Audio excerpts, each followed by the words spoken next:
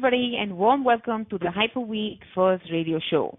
Really excited to welcome you all to the live radio show. This is great to have so many of you tuning in from around the country.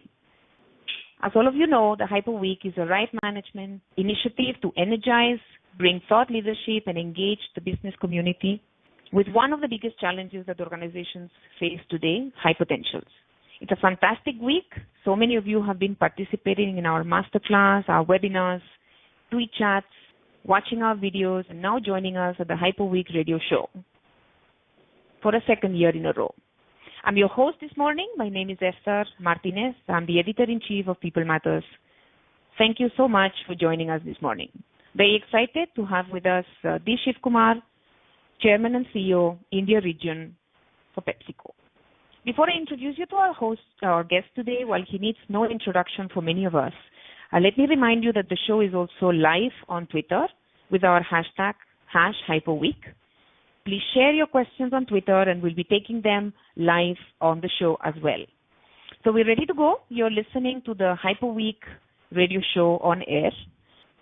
A leader who has not only been a hypo himself, but who believes that nurturing talent is core to the organization and is the responsibility of every manager in the team, starting from the CEO himself and herself. He has extensive experience as a CEO both in India and international markets. He is a man who believes that great leaders are also great followers. It's an absolute pleasure to welcome D. Shiv Kumar, Chairman and CEO, India Region, PepsiCo, to the show. Thank you, Shiv, for accepting our invite. It's a privilege to have you with us this morning. How are you feeling today? Thank you, Esther, for having me on the show. I feel great today. The weather's good, and hopefully our sales are also good with the hot summer. And it's an absolute pleasure to always work with People Matters on what matters most to companies, which is people. Thank you, Shiv. Thank you so very much. So let's get started. We have a 30-minute show, and I can already see some questions coming up on Twitter. My first question to you, Shiv, as a CEO of the organization, how crucial it is for you to identify and develop HiPo's? What is the role that HiPo play in your future of the success in your company? Yeah, thank you for that question, Esther. For any company to be sustained over decades and even maybe centuries, one of the key things is it must always have a good leadership pipeline. So a company should be able to see at least 10, 15 years out in terms of who are the next two generations of leaders who will come to senior positions to lead companies forward. And this is possibly one of the most important discussions that we have in PepsiCo. We've just finished our people plan last week, and I was very surprised that for some people in the organization, we have a 10-year plan ahead. A 10-year plan virtually means you're planning 3 moves ahead for the person. And the key question in today's world, which is very volatile, uncertain, complex, and ambiguous, is do the people you're selecting have agility? Okay, that's one of the big things that we are really looking at in all our high potentials. Do they have the strategic agility to move quickly in uncertain times? The way we do it is as follows. We have each member, each functional director or lead or executive director coming up and discussing his people. He will have a short list of names. His people, he gives them 2 scores. We have 2 scores for each person. Then the whole team, the whole management team agrees. We look at that list, and then we shortlist that for the next decade. And then we say, these are the areas of development, and these are challenging assignments for our high potentials. You cannot be a high potential in PepsiCo if you're not beating your performance numbers. That's the way we do it. And the other reason why it's important to have this pipeline is, in most industries, strategy is what I would say becoming more and more common. So the real value of a strategy is in execution, and the real value of execution is actually in the hands of people. So that's why people and identifying high potential a generation ahead is absolutely critical, not just for PepsiCo, but for any leader in any company in an uncertain world. So, Shiv, how has that evolved in your opinion over a period of time? I think today organizations are looking, as you're saying, identifying high potentials maybe one generation before time. Do you think that's always been the case when you look back at your own career? Yeah, see, one of the dilemmas of high potential for most companies is most companies do not signal to their employees that they are high potential. Okay, because most companies tend to keep that confidential and close to their chest. If I were to look at my own progression, I would say you only know you're a high potential through the assignments you're given, the challenging assignments. You're given extra projects. You're sent to more training programs to prepare yourself better. And most important, your opinion is valued and sought after time. Those are the kind of signals that a company gives somebody to say, you are high potential and I value you. In today's world, some companies do reveal that you are a high potential, but most companies do not reveal that because they don't know how the future will play out. They don't know what derailers can come into play, and they're very scared of, let's take somebody derailing a high potential because he's been called a high potential. So I would say look for the signals, whether the company is sending you for training programs, whether it's asking you to do specific projects, they're putting you on task forces, they're looking for your opinion. Those are the things which tell you that you matter in the company. And when you matter in the company, invariably, you are a high potential. Fantastic, Shiv. And do you remember how you were identified? When were you identified as a high potential, and what was your own journey as a high potential? I would say I remember when I was first evaluated in Unilever, the branch manager who was evaluating me, his name was Nabendu Gupta. He said, Shiv, I've seen you at work, and one of the things which strikes me about you compared to any of the other trainees and other people we've seen is your marketing knowledge and your passion for marketing. And on that, I'm going to score you extremely high. We've not given that kind of a score to anybody so far. So that was the first indication. Then once you start working, then I think the boss looks at your performance. Then he looks, are you looking ahead? Are you able to carry people with you? Are you energizing the team, etc.? So they really look at your man management skills in the early years, and then they make up their mind. So I would say maybe at the end of my first stint or so is when the company, I think, started thinking, okay, maybe we should develop him. So after that, they put in enormous energy into training me, and I have no hesitation in saying that I was possibly the most trained manager in Unilever in my time there. What do you think you actually did on your own? So one is what the company and the organization did to develop you. But what do you think you brought to the table to really take that opportunity and accelerate your own development and growth? Yeah, I think the thing is all of us want to be leaders, but all of us, when we want to be leaders, we do not recognize that leadership is a title given by the people who work for you. Leadership is not a title given by the organization. A rank is a title given by the organization. And one of the things I've consistently tried to bring to the table is the focus on people and developing them. And that's where is my proudest accomplishment. If I start from the time I was a marketing manager, about 96, 80% of the people who have worked for me are either CEOs or CXOs today. That gives me the greatest pleasure. And more than any job I've done, or more than any brand I've built, or more than any business I've built, or more than any result achieved. The ability of leaders to develop the next range of leaders and see them fly in formation sometimes and see them fly on their own and do very well. I think that, to my mind, is what I am intensely proud of. Absolutely. Fantastic. High potentials require a tremendous amount of energy, hunger, that ability to really drive, the impossible. Where do you yourself get the energy from? What drives you? What drives you to achieve all your goals?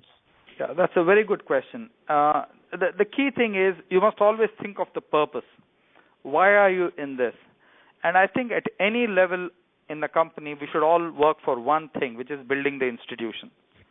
So if I work in PepsiCo today, me and my team and everybody in the company should be working to build the institution which we value called PepsiCo. After that, we should build our team, and finally after that is ourselves. In a very uncertain world, people make the mistake of promoting themselves or over-promoting themselves or thinking about their own little patch. Invariably, these kind of people get derailed in the long journey of being a high potential. The people who always build the institution and look after their institution and team invariably do better. And that's the purpose which should energize anybody. Am I contributing to the larger cause of this company as opposed to the narrow cause of my career? Right now, we are in conversation with the Shiv Kumar, Chairman and CEO India Region PepsiCo. For some of you who might have joined in, remember, keep sending us your questions on Twitter, on our Twitter handle, using the hashtag #HiPoWeek. Thank you, listeners. I can see a lot of questions coming up, and I will be taking some of them in some few minutes. Shiv, what are the biggest risks that you have taken in your professional life? There are lots. A big risk which I didn't see as a risk, but the world saw as a risk, was when I left FMCG and went into technology. And most people said, "Hey, why are you doing this? You've been long years in FMCG. Technology is different, etc." But trust me, it was one of the best things I did, because I learned a completely new industry. I learned to deal with very fast-changing environment, fast-changing technology platforms, etc. And the whole concept of responsiveness and speed is something I learned in technology. So sometimes I think a lot of the world will tell you what you're doing is wrong, but you need to follow your instinct to really realize whether you're adding value to yourself, whether you're doing something which really excites you. So I would say risk is not ever foolish. Risk always has probability attached to it. You know what the score is and which way it can go. And I would just say evaluate that carefully before you jump in. So if you look back and just taking your cue on what you're talking about, if you look back at your own career, you can say, well, this is a risk that I took, and now going back, I would maybe do it differently. And which is the thing that you think you were more proud of, a decision that you took and was really, really a great decision? There are a number of decisions right through the career, but I think one of the things that we took in my last company was when we were faced with a barrage of challenge on a product recall on a battery. The kind of work which we did got us so much consumer confidence and trust that the brand was voted the number one most trusted brand for the next 3 years on a row. That was a difficult period of 14 to 21 days, but possibly we did absolutely almost everything copybook. Okay, and that was and it changed the course of the company and the brand. So I'm getting some questions from the audience. There is a question from Lipi. She's saying, what goes wrong on HiPo programs, in your opinion? What do companies normally do wrong, and what is your opinion on how they need to go about building a successful and sustainable HiPo program? That's a great question. What goes wrong in a high potential program is, first, for the high potential and the company to assume that high performance will follow. Many times high performance doesn't follow. So if somebody is a high potential, we need to tell him that he needs to put in a performance which is significantly higher than everybody else. A high potential by definition must be high performance. It cannot be average performance with high talk. And that's the mistake a lot of high potentials and companies make. The second mistake companies make is they get seduced by the talk and the presentation skills of somebody who's articulate, and don't really focus on his delivery. Okay, so that's the second. The third one is, when you signal somebody as a high potential, you really want him to reach his levels of potential, you have to talk about his derailers. Okay, because somebody who's good with a team of 5 need not be necessarily good with a team of 50, or need not be necessarily good with a team of 500. So the company has to really take the development plan seriously and invest in the high potential on his derailers.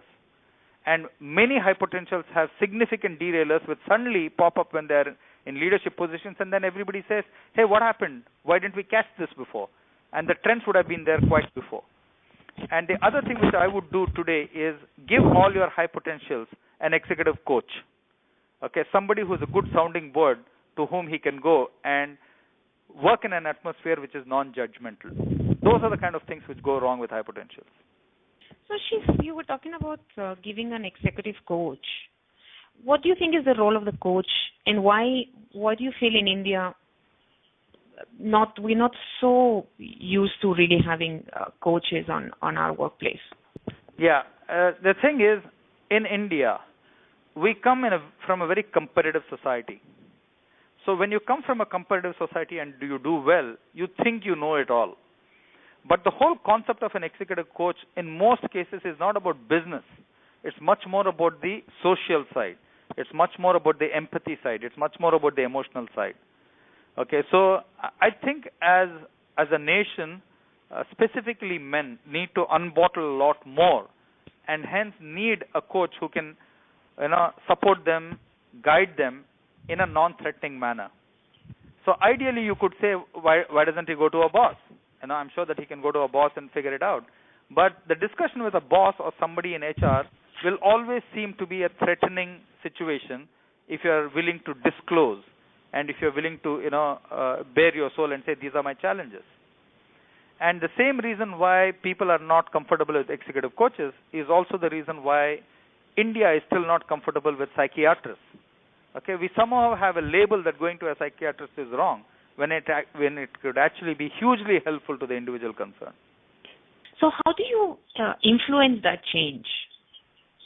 How do you make people see the value of what, social empathy, emotion?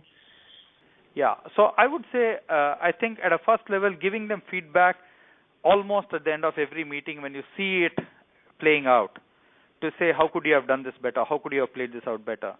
And then to give them a list of good executive coaches whom they can pick as opposed to you nominating them. And the whole concept should be the coach and the coachee must work in tandem and outside of the company rules and procedures. And we really don't need to know what the discussions are, as long as this person is getting better and on the way to being a high potential leader. That's what we should do.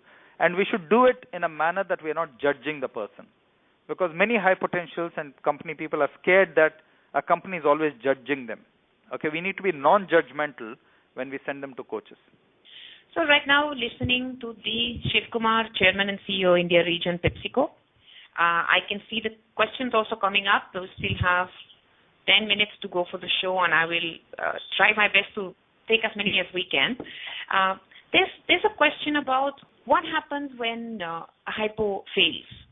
So we've taken a person, we've identified a person, he or she is doing a fantastic role, but it reaches a point that, this is really the level that the person will go.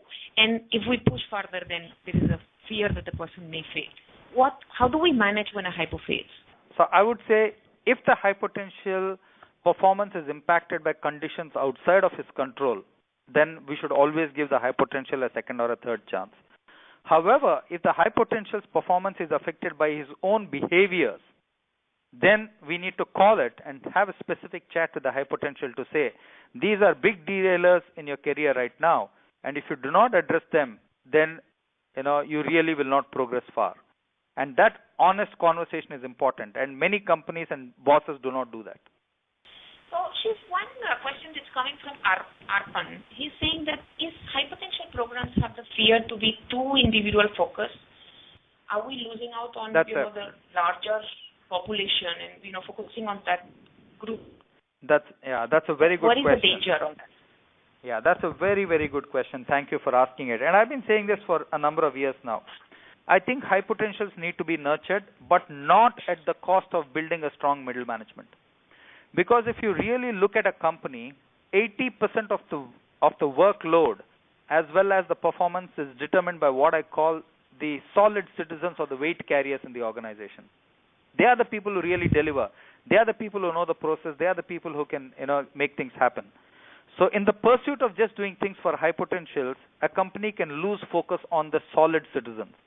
I would say you need to do a combination of both. You need to ensure that you value the solid citizens and have programs for them. And the high potentials must truly be based on superior performance. And the superior performance should not be just individual, it should be team-led.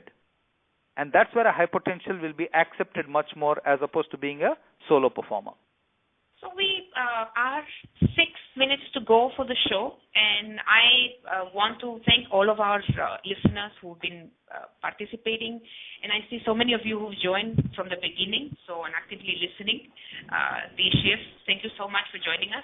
Before we close the program, I want many of our readers today and our listeners on the radio show are also high potentials themselves. What is your message to them? What is your message to the high potentials? Okay. I have a few things which I'd like to call out for high potentials. The first thing, please remember, you will be a high potential if performance matters, not talk. Okay, so please do not externalize performance. Please internalize performance and always aim to deliver more than expected performance, number one. Second, if you know you're a high potential and your boss and your company has given you that signal, please do not carry a chip on your shoulder that you're a high potential. If you're identified as a high potential, it should make you more humble and not arrogant. The next thing I would say is when you're a high potential, be accessible. Okay, do not cut yourself off from people. Be accessible, be willing to learn so that you're better. One of the reasons why high potentials derail is they stop learning. They start doing things from their past experience. If you don't learn in today's world, it will not work. And the final point I would make to high potentials is don't think that you will always be successful every month, every week going forward. There will be failures. Your ability to deal with that failure will determine how much of a high potential you are. If you're not able to deal with a small failure in a small week or a small month, that will derail you. So have the magnanimity to deal with both success and failure with the same humility.